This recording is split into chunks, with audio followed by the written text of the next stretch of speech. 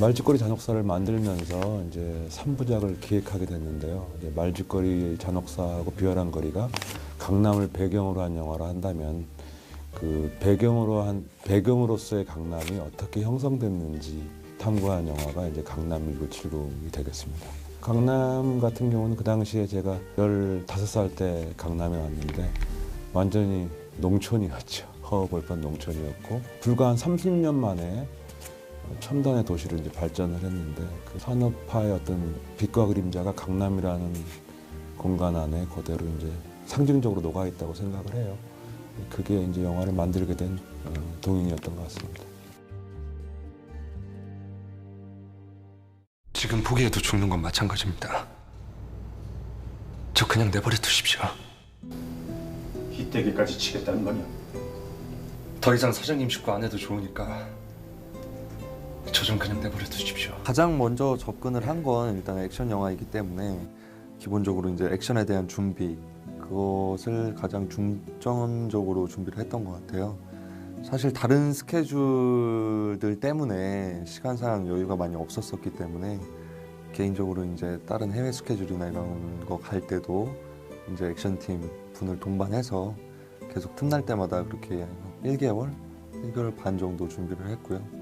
어쨌든 제 이제 배우로서의 삶이 갇혀진 삶을 살다 보니까 뭐 욕하는 연기라든지 아니면 이제 확 풀어지는 그런 것들에 대해서 많이 잊고 살았던 것 같아요. 그래서 그런 점들이 이제 친구들 만나서 욕도 하고 실제로 이제 그쪽에 종사하는 분들도 만나서 술도 먹고 약간 그런 쪽으로 많이 좀 준비를 했던 것 같아요. 연극부 찍을 때 그런 이상은 가서 끌어올려야 돼. 배우한테 오브제라고 얘기하면 안 되겠지만은 제가 이렇게 배우의 어떤 기존 이미지를 이렇게 바꾸면서 이제 불어난 쾌감 같은 걸 좀 느끼고 그게 어떤 영화의 에너지로 스며들면서 이제 영화를 이제 만들어내는 거를 이제 즐기는 편인데 이민호 씨 같은 경우는 전혀 넉마주의 인생의 밑바닥에 삶을 떠올릴 수 없는 외모를 하고 있지 않습니까? 부잣집 아들로도 많이 나오고 재벌 2세로 나오는 그 캐릭터였기 때문에 굉장히 어떤 부르주아틱한 이 인물을 어떻게 넉마주의로 변신시켜 놓으면 충격이 있을 수 있겠다 해서 일단 1차적으로 캐스팅을 하게 된 동기가 거기 있습니다. 넉마주의로 인생 종칠 수 있냐? 나 예전에 빼긴 게 아니야. 버스를 잘못 탔어. 나중에 정신 차려보니까 기태경 네 숙소더라고. 용기의 날렵함과 그게 내적으로 가지고 있는 날렵함과 그 날카로운 눈매 뭐 등을 위해서 액션 스쿨에서 훈련도 했고요. 그 체중 관리가 단순히 이렇게 그냥 제 몸을 만들기 위해서 체중을 줄이기 위해서가 아니라 그런 매서운 눈빛과 그런 것들을 위해 준비를 했었던 것 같아요. 뭐 배드신 같은 경우에는 뭐 상반신 노출이 있기 때문에 그때는 수분 조절도 조금 했고요.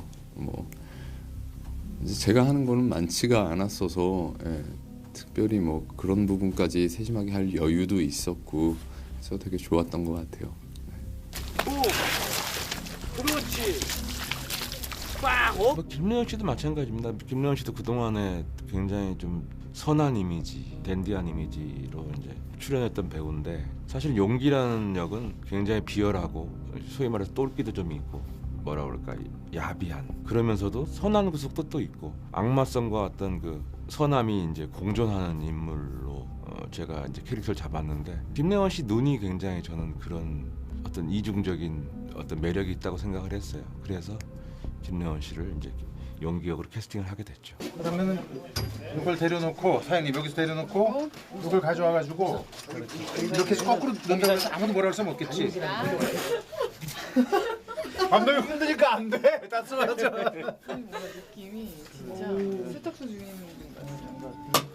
되게 여유로워지고. 세탁소에서 하는 기본적인 일들 좀 배워야겠죠. 그래가지고 근데 이게 우리 영화 배경이 1970년대니까 옛날식 세탁소에 가서 배워였어야 했어요. 그래서 다행히 그런 데 하나 찾아가지고 가서 발음질 배우고 간단한 여러 가지 도구 쓰는 법들 배우고 그랬습니다. 뭐 영화 속에 나온 장면은 아주 짧게 찰나에 지나가지만 그런 준비를 좀 했죠. 그리고 또 제 전직 건달이고 우리 영화의 액션들이 세게 나온 면이 많지 연습을 좀 했습니다. 근데 불행히도 제가 시간이 많지 않았어요. 당시 뭘 하나 촬영하고 있어가지고 원래 액션 하려면 좀 몸을 만들고 준비하고 해야 되는데 그럴 시간이 많지 않았습니다. 게다가 이제 나이가 먹다 보니까 옛날에 다쳤던 곳이 막 더 후유증이 생겨가지고 힘들더라고요. 급히 써야 되니까 어떡합니까? 병원 가서 주사 맞고 움직이고 쓰고 했죠.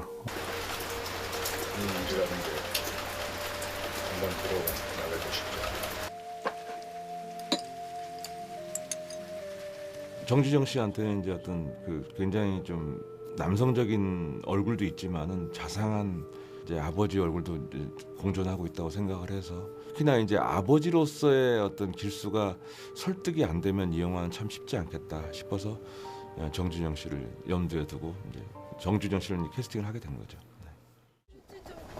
휴지 들어? 자 안아봐. 왜 울어? 왜 그래?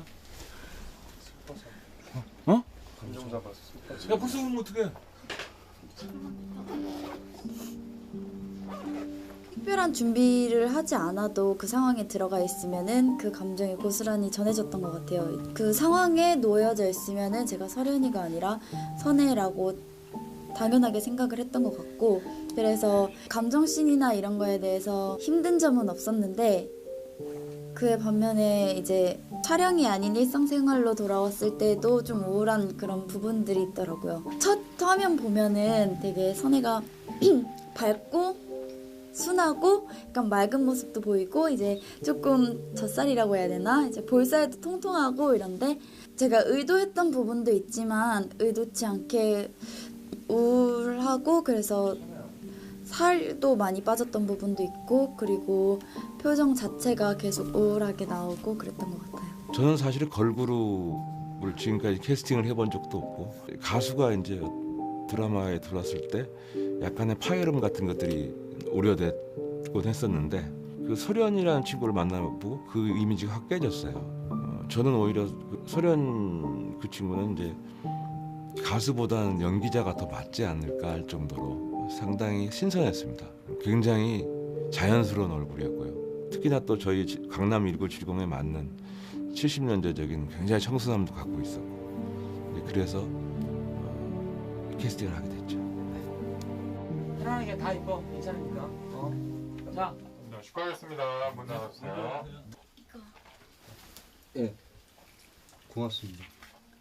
연탄불 넣었으니까 곧 따뜻해질 거예요. 첫 촬영이 제일 어려웠던 것 같아요. 그 날이 아직도 되게 많이 기억에 남는데 되게 많이 긴장했던 걸로 기억이 나요. 하필이면 비를 맞으면서 하는 씬이어서 막 되게 정신없이 촬영했던 것 같아요.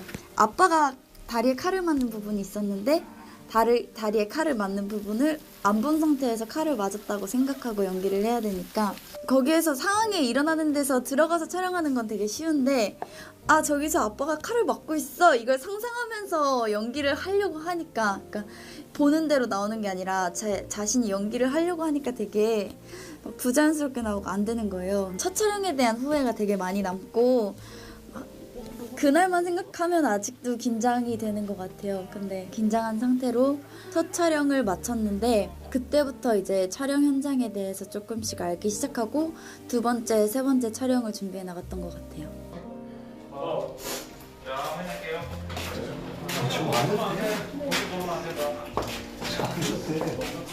너 시작하지 마라. 뭐? 너 가면 누가 이런 거 다 챙겨주래? 걱정 마. 틈틈이 와서 해줄게. 그냥 선혜와의 그런 감정신들이 초반에는 굉장히 좀 슬프게 다가왔던 것 같아요. 그러니까 어느 하나 의지할 곳 없고 이런 힘든 지금 상황들을 탈피하고 싶지만 어떤 출구도 보이지 않는 상태에서 종대가 그나마 위안이 되고 행복을 느낄 수 있는 건 선혜에 대한 그 감정, 아프지만 휴식, 힐링 할 수 있는 그런 코드였다라고 생각이 들거든요. 그래서 사실 실질적으로 선혜와의 그런 감정씬들은 많이 잘렸어요. 한국 그 개봉한 거에서는 많이 그런 것들이 드러났는데 저는 그 감정들도 굉장히 잘 기억이 남는 것 같아요. 소풍 나온 애들이 김밥 먹는 거 보면 진짜 부러웠는데. 계속 그 먹는 거는 그 비루함을 달래려고 계속 더 먹는 거잖아요. 더 먹어야 될 것 같아. 먹는데도 더 넣고 막 이렇게 하다가 참아보려고 더 먹는 거. 그렇죠. 더 먹는 거예요. 먹는 게 진짜 땡겨서 먹는 게 아니라 이 상황에 대한 그것 때문에 그걸 다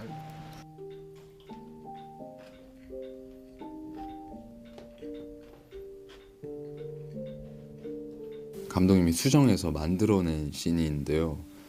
그 맛있게 먹어야 되는 김밥을 거의 모래알 씹듯 씹어 먹었던 그런 씬이었던 것 같아요. 용기가 영화상에서 이렇게 겉으로 잘 감정을 표현하고 드러내지 않거든요. 그런 만큼 그 씬이 되게 중요했던 것 같아요. 내면 연기를 하면서 그 감정의 표현 전달이 관객들한테 잘 될 수 있을지에 대해서 고민도 많이 했고요. 잘 된 것 같아요. 꼭 굳이 그렇게 설명적으로 보여주는 것보다 제 얘기를 이렇게 듣고 영화를 보시면은 조금 더 이해가 쉽지 않을까 생각합니다.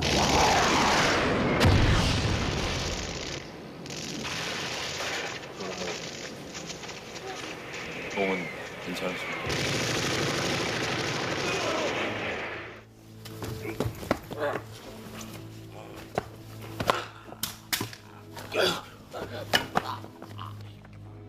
극장에서 반공 영화가 상영되는 상황에서 살인이 벌어진다. 이게 어떻게 보면 지금으로서는 개연성이 없는 얘기죠.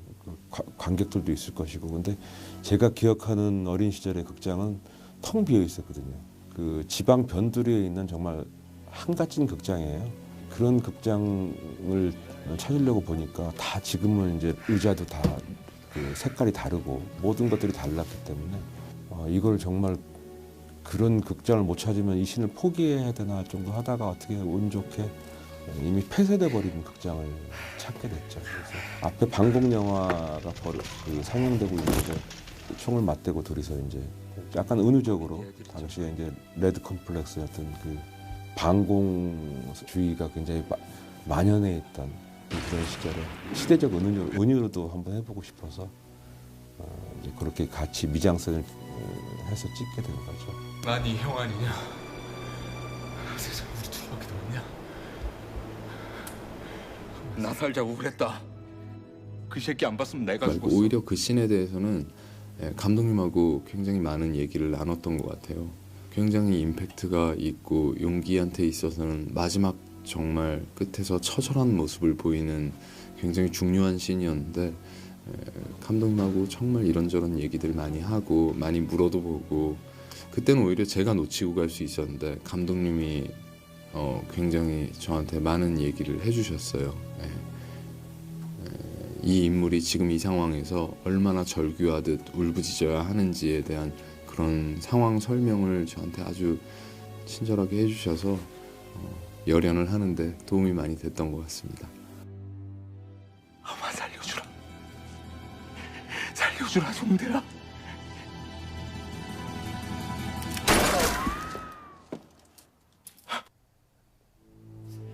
일단 그 씬은 단순히 분노만을 표현하는 씬은 아니었었던 것 같아요. 종대라면 어쨌든 그렇게 힘들었던 시절을 같이 보냈고 결국에 서로가 목표는 똑같았던 거거든요. 소박한 가정을 꾸려서 따뜻한 밥 한 끼 거르지 않고 먹고 그리고 내가 지낼 따뜻한 집 꿈꿨던 건 똑같은데 그 방식만 달랐었던 거기 때문에 종대라면 종대 정도의 생각을 하는 캐릭터라면 용기의 그런 것까지도 다 이해를 하는 상태였을 거라고 생각을 했어요. 그렇기 때문에 연민 섞인 감정도 많이 들었었던 것 같아요. 에라 이 못난 새끼야 왜 그렇게까지 했어야 되냐. 그러면서 이제 또 사람으로서 이해하려고 했던 그런 부분들도 있었기 때문에 살려줬다라고 생각이 들고 결국 이 영화는 한편으로 보자면은 외로운 사람들의 생존기거든요. 가족을 갖고 다 다투는 이야기입니다. 저는 딸 앞에 떳떳해지고 싶은 아버지가 되기 위해서 과거를 청산하고 새로운 삶을 향해 나아가는 그런 사람이고, 종대는 자기를 따뜻하게 품어줄 가족을 찾는 사람이고, 용기는 새로운 가족을 꾸미기 위해서 다른 가족들을 또 처참하게 헤집어 놓는 그런 사람이고, 근데 불행히도 이 가족들은 다 해체되고 말죠. 땅을 잃은 가족들의 비극을 그린 영화라는 생각이 듭니다. 저도 그런 생각으로 기술 연기했고요.